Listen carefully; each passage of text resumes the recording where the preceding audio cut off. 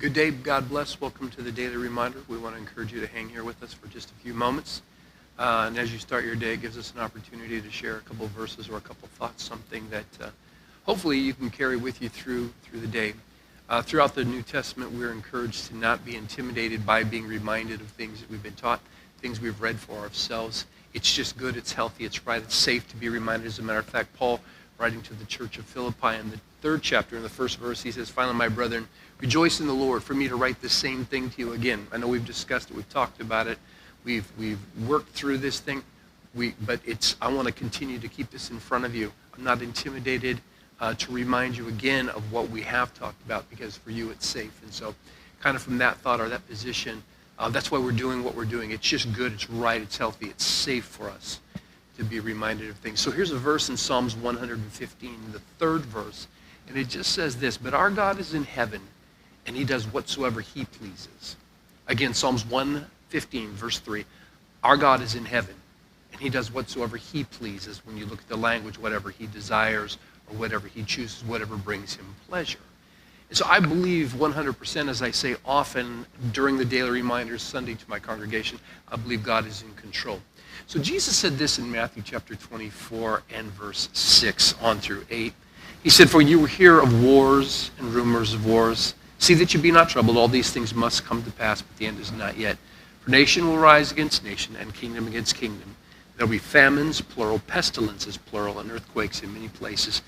This is the beginning of sorrows." And if we're not there, we are rapidly approaching there, because everything that Jesus lists, we can sure see and we could point to. In the world that we're living in 2021, there's a lot of uncertainty. Naturally, there's a lot of chaos. There's a lot of craziness. And it would leave some of us asking this question: God, where are you?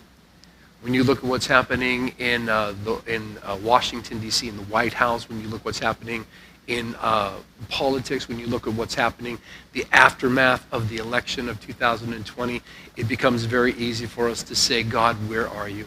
God is in control. Our God is in heaven. He does whatsoever he pleases.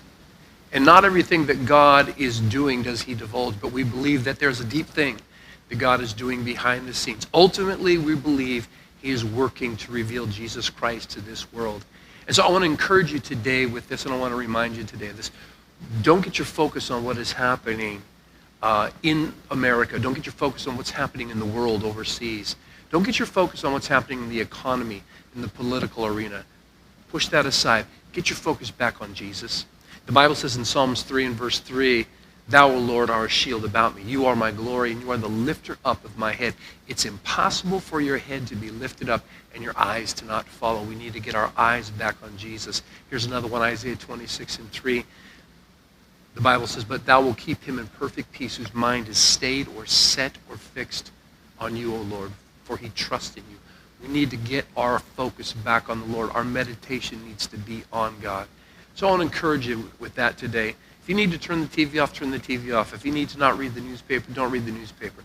If you need to not get into the mix of political conversations with the folks that you work with or your family, God forbid, set it aside.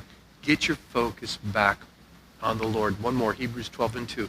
"Looking unto Jesus, the author and finisher of our faith, who for the joy that was set before him endured the cross, despised the shame, and is now set down at the right hand of God the Father." Get your focus on Jesus. We'll catch you next time.